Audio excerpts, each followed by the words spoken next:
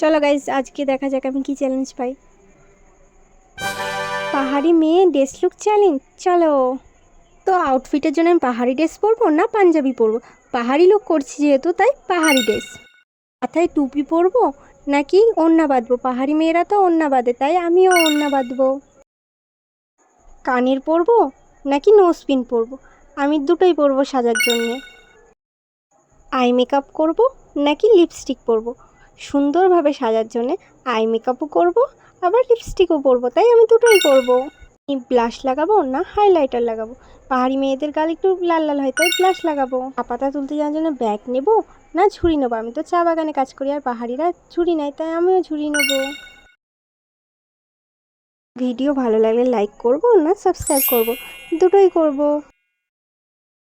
তো আর নেক্সট কী লুক করবো কমেন্টে প্লিজ বলে যেও। টাটা।